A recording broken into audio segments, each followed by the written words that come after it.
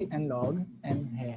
तो जो भी आपके रिकर्सिव एल्गोरिदम होंगे ना, मैक्सिमम जितने भी रिकर्सिव एल्गोरिदम है उनकी जो वर्स्ट केस कंप्लेक्सिटी होती है वो बिग ओ एंड स्केयर ही होगी। ठीक है जी, ये था आपका complete concept regarding quick sort. ठीक है, so let's start with another sorting algorithm that is called heap sort. तो हीप सॉर्ट को अंडरस्टैंड करने के लिए ये थोड़ा सा डिफरेंट है बाकी सॉर्टिंग एल्गोरिदम से जो हमने प्रीवियसली देखे। हमने बबल सॉर्ट को देखा, हमने सिलेक्शन सॉर्ट को देखा, क्विक सॉर्ट को देखा। ठीक है, उनसे ये थोड़ा सा डिफरेंट है। तो heap sort is one of the best algorithm. अब एक चीज आपके माइंड में क्वेश्चन आ रहा होगा कि व्हाट इज हीप। ठीक है, हीप को अंडरस्टैंड करने के लिए मैंने यहाँ पर इसकी डेफिनेशन को ऐड किया है, उसकी तरफ भी मूव करते हैं। तो पहले थोड़ा सा इस एल्गोरिदम का इंट्रोडक्शन देख लें कि होता क्या है। ठीक है, so heap sort is one of the best sorting method being in place. ये कौन सा एल्गोरिदम है? इन प्लेस एल्गोरिदम है। आपको याद होगा जब हमने सॉर्टिंग स्टार्ट की थी तो पहले मैंने बताया था सॉर्टिंग की डिफरेंट टाइप्स। तो it is in place sorting and with no quadratic worst case running time. ठीक है, मतलब कि इसमें क्वाड्रेटिक वर्स्ट रनिंग टाइम नहीं आता, मतलब कि एन स्क्वायर की फॉर्म में नहीं आएगा।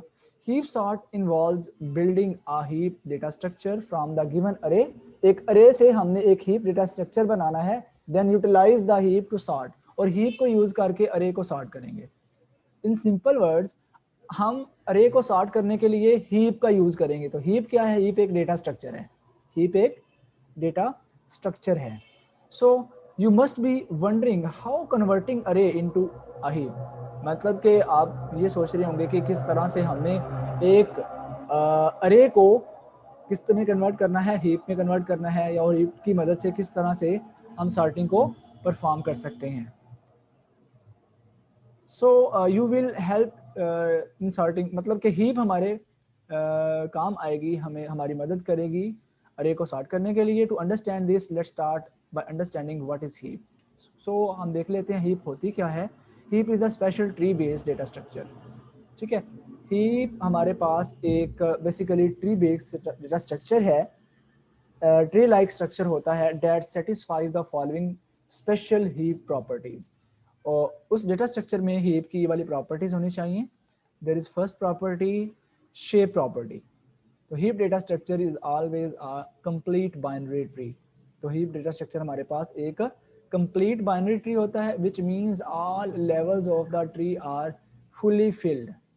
ठीक है, मतलब कि एक उसने इसकी प्रॉपर्टी बताई कि हीप डेटा स्ट्रक्चर में कंप्लीट बाइनरी ट्री होता है। तो इसके लिए आपको पता होना चाहिए कि कंप्लीट बाइनरी ट्री कौन सा होता है। कंप्लीट बाइनरी ट्री वो होता है जिसका जिस पेरेंट के दो चाइल्ड हों, यानी कि जिसका लेफ्ट और राइट दोनों फिल हों। फॉर एग्जांपल ये ए है ना, पेरेंट, इसके दो चाइल्ड हैं। ठीक है, ये पेरेंट है, इसके भी दोनों चाइल्ड हैं, यानी कि लेफ्ट ब्रांच भी है और राइट ब्रांच भी है। तो ये डी है, इसके भी दोनों हैं। तो जिसके अंदर इस तरह का स्ट्रक्चर होगा वो हमारे पास फुल बाइनरी ट्री होता है। और जिसके अंदर ये देखें एक भी नोड मिसिंग हो किसी पेरेंट का, तो वो full binary tree, sorry complete binary tree नहीं होगा। तो इनकम्प्लीट है और ये कंप्लीट है। तो हीप की प्रॉपर्टी क्या है कि कंप्लीट बाइनरी ट्री बनता है, तो वो हीप होता है हमारे पास।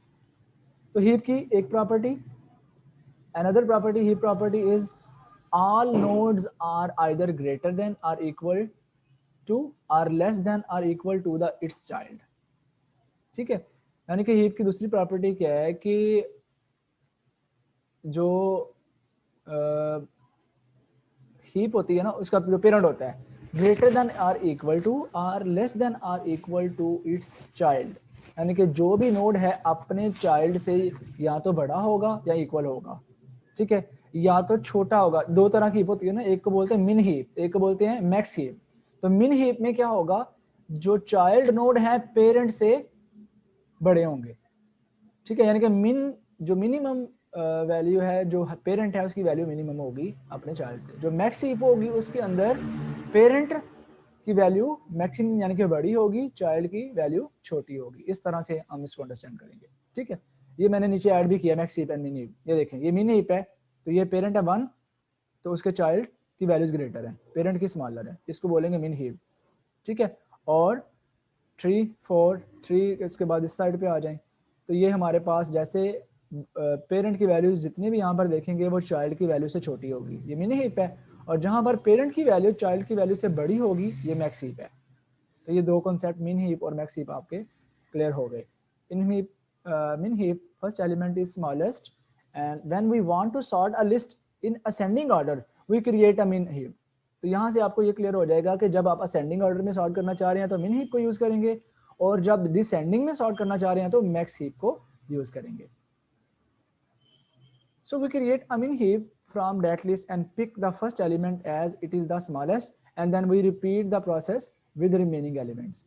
ठीक है जी, मतलब कि हर चाइल्ड के हम फर्स्ट एलिमेंट को चूज करेंगे। ये देखिए फर्स्ट को चूज किया, ये स्मॉलेस्ट को सबसे लेफ्ट पे ले जाएंगे, फिर 3, ठीक है, फिर 4, ठीक है, फिर नेक्स्ट आएंगे, इसके हम देखेंगे स्मॉलेस्ट कौन सा 6, फिर 7, ठीक है, फिर 8, इस तरह से हम इसको सॉर्ट कर लेंगे।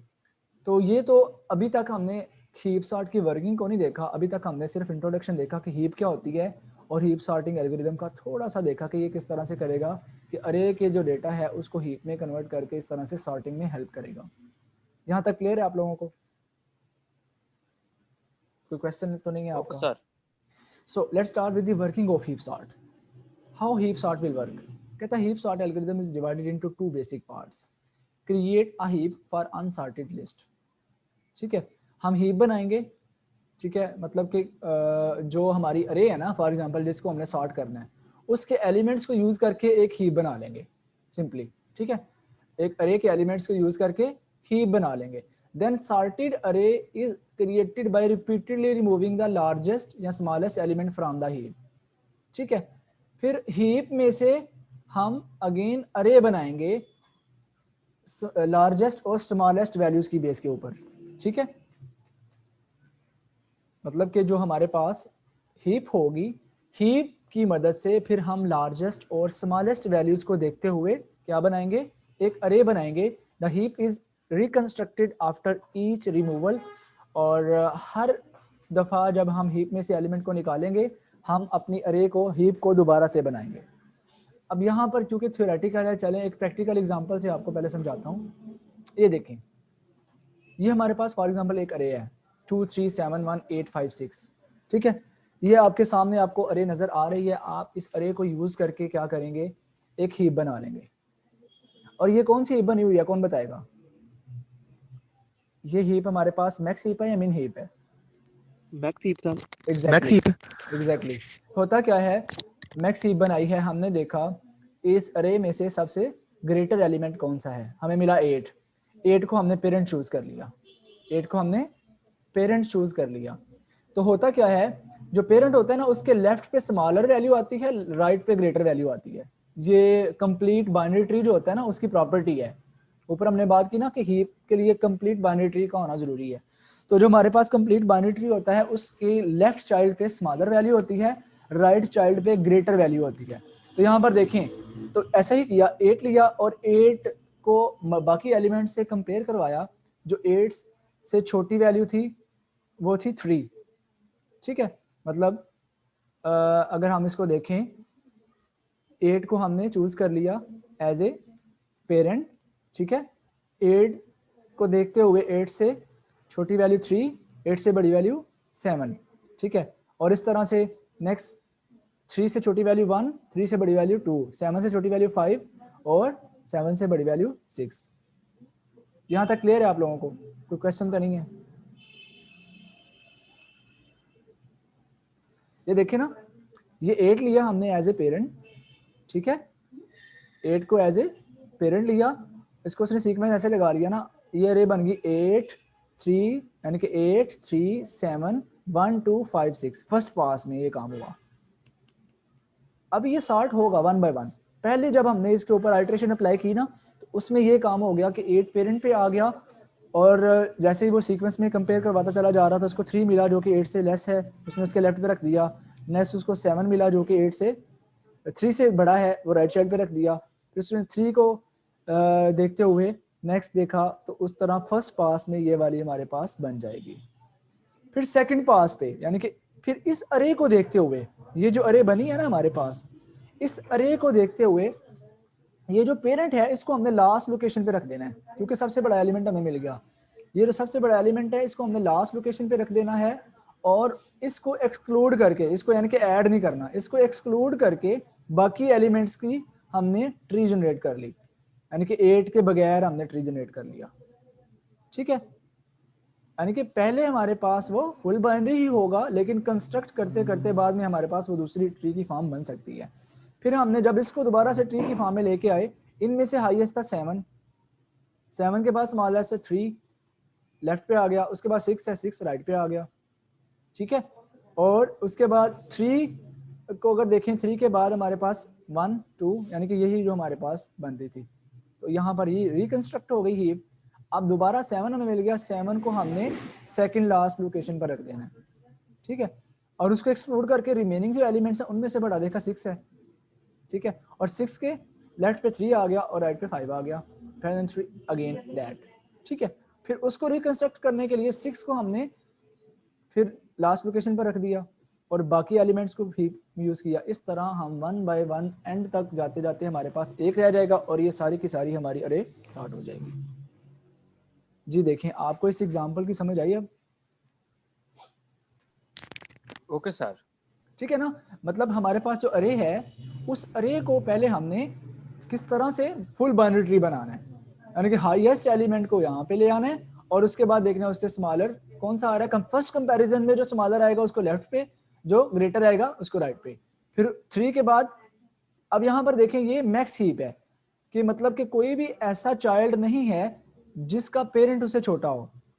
ये देखें, ये चाइल्ड है ना, इसका पेरेंट बड़ा है, ये चाइल्ड है, उसका पेरेंट बड़ा है। तो जब हम ट्री यहाँ से हमें पता चलता रहेगा कि हमारी जो हीप है या ट्री सही बन रहा है कि नहीं बन रहा। ठीक है, तो जब हमें प्रॉपर्टी का पता होगा तो देन हम प्रॉपरली अपनी सॉर्टिंग को परफॉर्म कर रहे होंगे। तो ये सारा जो वर्किंग है हमारे पास हीप सॉर्ट की है और इसी चीज़ को यहाँ पर एक्सप्लेन किया हुआ है। ठीक है, इसको आपने रीड आउट करना है। अब मेन चीज़ होता है वर्किंग की समझ आ जाना, तो आपको वर्किंग की समझ आ चुकी है, इसको आपने रीड आउट करना है। Then there is time complexity and space complexity. अगर हम वर्स्ट केस एनालिसिस को देखें तो ये हमारे पास n log n आता है, बेस्ट केस भी n log n है और एवरेज केस भी। हमने ऊपर बात की थी ना कि इसकी जो कम्प्लेक्सिटी है क्वाड्रेटिक में नहीं आती, तो ये वही काम हुआ हुआ है। ठीक है जी, और ये हमारे पास केस कम्प्लेक्सिटी बिग O1 है और ये आपका था हीप सॉर्ट। ठीक है, आज के लिए ये 2 सॉर्टिंग एल्गोरिदम ही काफ़ी हैं। नेक्स्ट लेक्चर में इंशाल्लाह हम कल मर्ज सॉर्ट को देखेंगे और इसके साथ कोई और सॉर्टिंग एल्गोरिदम ऐड करेंगे। कोई क्वेश्चन है अभी तक तो पूछ लें आप।